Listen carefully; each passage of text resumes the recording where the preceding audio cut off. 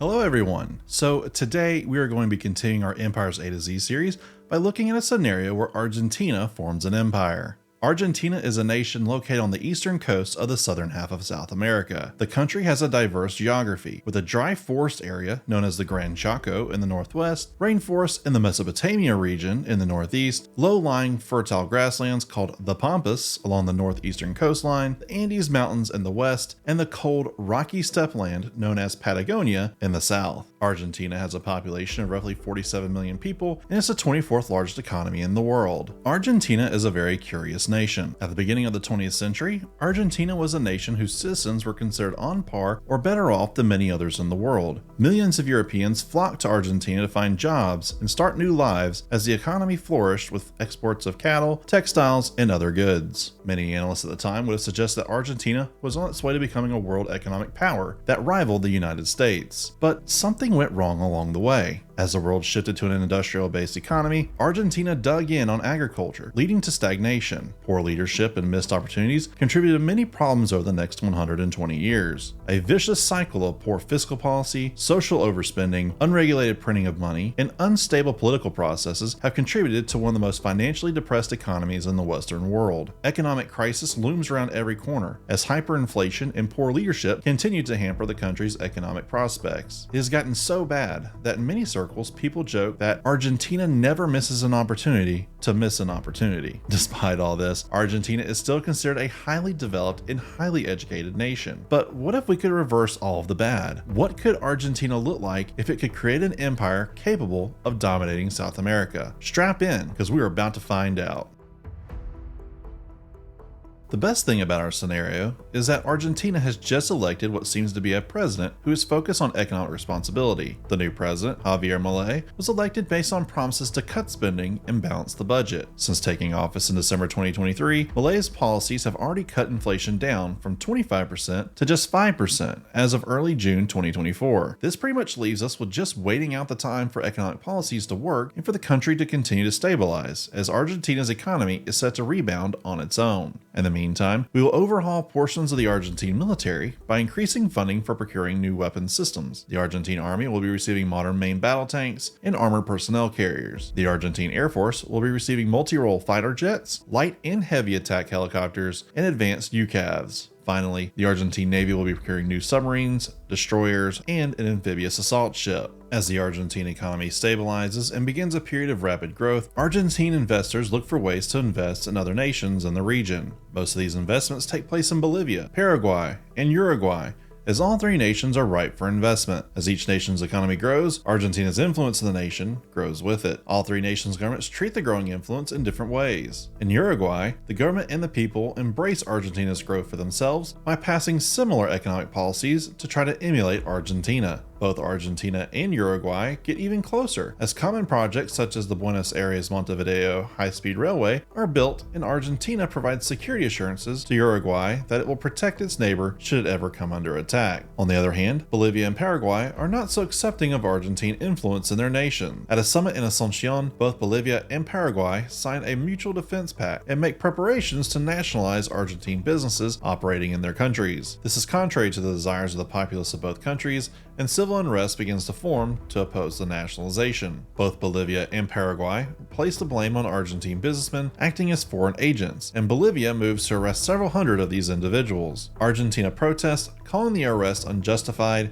and tantamount to taking hostages. Bolivia responds by moving forward with nationalizing Argentine business in Bolivia, and Argentina gives Bolivia an ultimatum of 7 days to release the hostages and to cancel the nationalization scheme. Bolivia refuses, and Argentina declares war on Bolivia. Paraguay responds by mobilizing its army and declaring war on Argentina, officially starting the Second Gran Chaco War. Argentina mounts 2 offensives to start the war. In the west, Argentina commits the 2nd Division to attack into southern Bolivia, while in the east, the 1st Division focuses on Paraguay. The western attack begins by attacking into southern Bolivia in 2 columns. The western column attacks into the Andes Mountains towards Tarija, but the terrain makes advancing difficult. The eastern column attacks along the edge of the mountains and takes the town of Villamontes. Argentina commits to strategic airstrikes to loosen defensive positions in the mountains, and both columns advance to take Tarija. From there, the western column pushes on to the Altiplano, while the eastern column advances along the western edge of the Gran Chaco. Back in Paraguay, attempts to cross the Paraguay River west of the capital, Asuncion, fail, as the government destroys both bridges. However, airborne units do manage to take the Acreta Dam, crossing the Parana River at Ayolas. With the dam and bridge secured, Argentine units flood into the region to take Encarnacion and take much of southeastern Paraguay. The attack splits, with one heading towards Asuncion and the other heading towards Ciudad del Este. The eastern column takes the city of Ciudad del Este, and the western column advances to the southern suburbs of Asuncion. The forces stuck on the western banks of the Paraguay River begin securing large sections of the mostly undefended countryside in western Paraguay, including the city of Concepcion. The Paraguayan military proves to be too inadequate to hold back the Argentine forces' advance into the capital, and Asuncion falls. Paraguay then capitulates. Back in Bolivia, the western column advances to take Oruro and presses on to the capital of La Paz. The eastern column presses on and enters the suburbs of the largest population center, Santa Cruz. After a major battle in the city center, the Argentine army forces the Bolivians to retreat and takes the city. The forces attacking La Paz are largely unsuccessful, but with Santa Cruz taken, the eastern column flanks around and secures the northern regions of Bolivia. Bolivian forces in La Paz are unable to defend against a two-front assault, and La Paz falls. Bolivia then capitulates, and the war comes to a close. To the victor go the spoils, and Argentina decides to annex all of Bolivia and Paraguay for itself.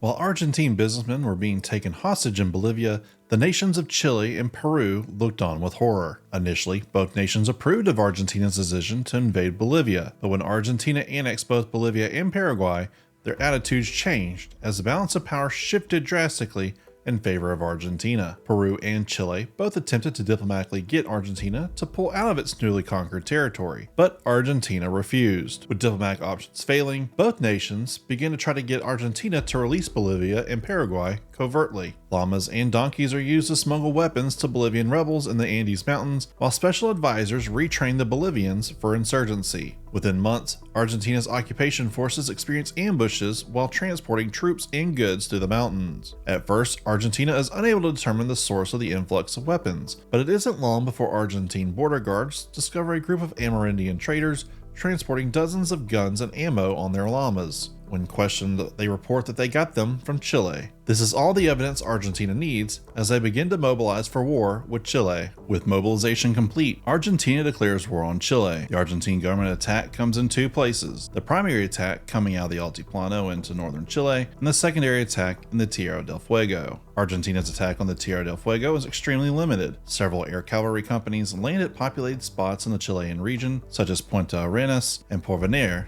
to secure the region. In northern Chile, the attack out of the Altiplano catches the Chilean army off guard. The Argentine army takes Arica and the port of Antofagasta. From there, they launch further attacks south, but the terrain proves to be more difficult to advance on than expected. Peru calls for an immediate end to the war and return to status quo antebellum, but Argentina refuses. Peru begins mobilizing its army to intervene and attacks the Argentines shortly after. Peru and Chile coordinate an offensive designed to force Argentina to the diplomatic table. Chile advances several mountain brigades through the Andes Mountains and takes the city of Mendoza. Meanwhile, Peru begins pushing into Bolivia and Argentina and takes the city of La Paz. Argentina utilizes its helicopter-based airborne cavalry units to fly across the Andes into Chile and Peru to take critical points, while the main army does its job to relieve them. In Peru, the tactic is applied at Ilave and Maza Cruz, where the attack traps most of Peru's offensive in the open of the Altiplano. The Argentinian army and air force coordinate attacks and destroy most of the Peruvian units who are trapped before the army relieves the air cavalry units. In Chile, the main drop takes place at Victoria, where the air cavalry secures the town. A light mechanized brigade blazes through the Chilean defenses in the Andes and creates a corridor for the Argentine units to invade southern Chile. From there, Argentine units flood into southern Chile and begin to overwhelm the defenders to take the port city of Concepcion. As the southern force advances north, the northern force breaks through at Copiapo and advances to take La Serena. Chile pulls its forces back in preparation for the defense of the capital of Santiago and key port of Valparaiso. Back in Peru, Argentine units utilize the confusion to secure southern Peru and begin an advance along the coastline. They take Ica and Cusco before the Peruvian military can put up a defense. With most of Peru's forces located along the coast, Argentina's army pushes through the Andes to take Ayacucho and Huancayo. Seeing an opportunity to right over 150 years of failed wars to defend its territorial claims, Ecuador sides with Argentina and declares war on Peru and Chile. Another air cavalry assault takes place, and the Amazonian River Valley cities of Pucallpa, Iquitos, and Yurimaguas fall. Utilizing these new points and Ecuador as a staging ground, the Argentine army takes the rest of the Andes Mountains and captures the northern city of Piura. With the northern coastline unsecured, the Peruvian army divides its forces, which allows the Argentine military to advance closer to Lima. The northern attack takes Trujillo and Chimbote before it meets the reassigned Peruvian army. A general attack is called, and the Argentine army takes the Peruvian capital of Lima, forcing Peru out of the war. Back in Chile, the Argentine army breaks the deadlock of Valparaiso and takes the port. This destroys the morale of the defenders at Santiago, and the city falls. As Chile capitulates, the war comes to an end, and all parties meet in Mexico City for peace negotiations. At the peace table, Ecuador rectifies its grievances and receives all the land north of the Chira, Maranon, and Amazon rivers. Argentina takes the regions of Tacna, Pocagua, Puno, and the eastern half of Madre de Dios from Peru, as well as the regions of Antofagasta, Tarapacá, and Arica and Parinacota from Chile. Argentina also gains the regions south of the Palena, Rosalo, and Figueroa rivers in southern Chile, as well as all the island of Tierra del Fuego. Argentina then installs friendly governments in the remainder of Chile and Peru, effectively turning them into puppets. Following the Great Andes War, Argentina and its dependencies see an even faster economic growth. High-speed rail projects link from coast to coast in Argentina, Peru, Chile, and Uruguay see population booms, as the region's economy provides opportunity for a much better life than those in Africa and Southeast Asia. As southern South America grows, it begins to rival the largest nation on the continent, Brazil. At first, a balance of power in the region is established, but the election of a pro-Argentine unity party in Uruguay threatens to throw that balance out of whack. Brazil warns Uruguay not to hold any referendums that might upset the balance of power in the region, but Uruguay rebukes this and holds the referendum anyway. With 78% of the vote, Uruguay decides to petition Argentina to annex them. Brazil then urges Argentina not to accept the results and to keep the balance of power in the region, but Argentina refuses, stating it must follow the will of the people of Uruguay. Brazil begins to mobilize its forces and prepares for war. Days before the transition of power, Brazil declares war on Uruguay, Argentina, and Argentina's allies, officially starting the Great South American War. Brazil's military quickly gains the upper hand by attacking before Argentina is ready to defend. Brazil's main attack into Uruguay blitzes through much of the country, but Argentina managed to get a few units into Montevideo that helped stop the attack and hold the city. Brazil's attack on northern Argentina are met with some success, as they take much of the area east of the Paraguay and Parana rivers. While some Brazilian units set up the siege around Montevideo, the main force pushes across the Uruguay River and begins pushing the Argentines out of the Misiones and Corrientes provinces. Fortunately for Argentina, the forces in Asuncion are able to hold out, and a competent defensive line is formed north of the city of Parana. Argentina's first major victory comes as Argentine submarines and warplanes destroy 11 Brazilian warships, including the flagship, as they attempt to blockade Buenos Aires outside the Rio de la Plata. Argentina's navy utilized this victory to take control of much of Brazil's southern coastline. The Argentine army opens its first offensive against Brazil by retaking the town of Corrientes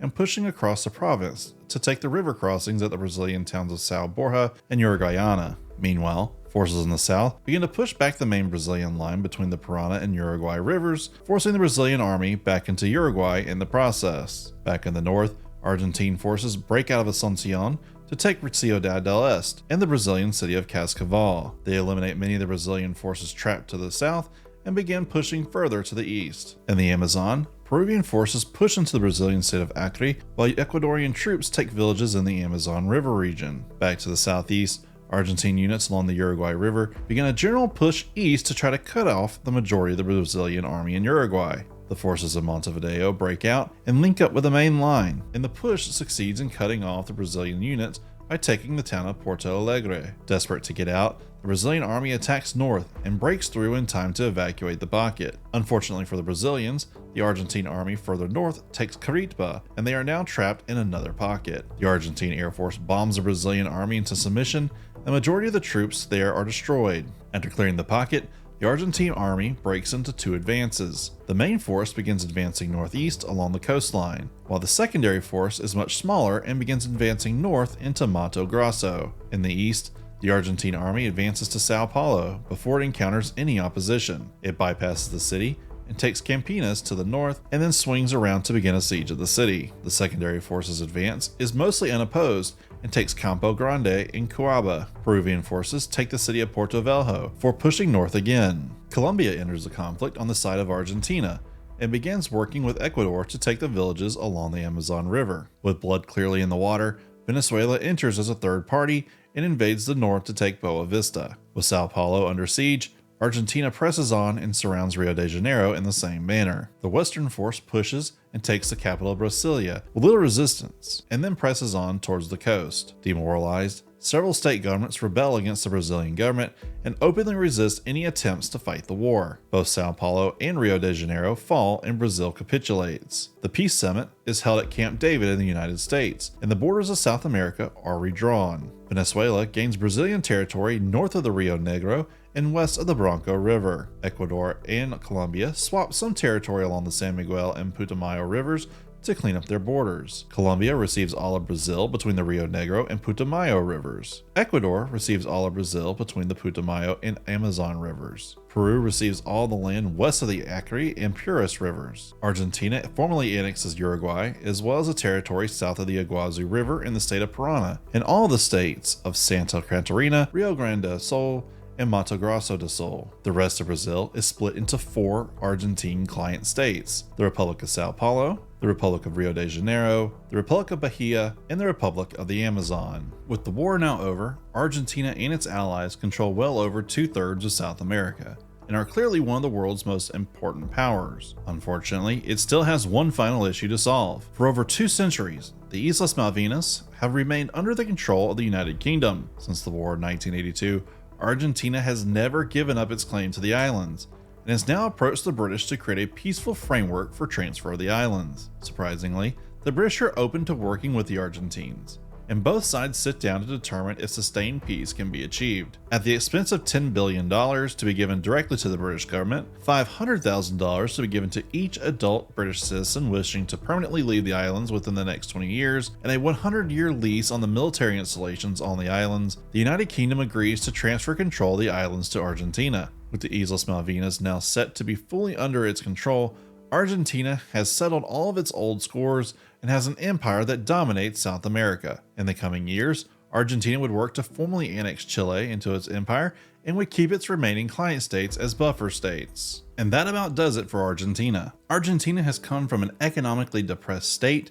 to dominating its continent and become the latest superpower in the world. If you made it this far, thank you so much for watching, and if you would, please consider liking the video, subscribing to the channel, and tell me what you think of this Argentine empire by leaving a comment below. Anyways, I'll see you next time as we turn Armenia into an empire and empires A to Z.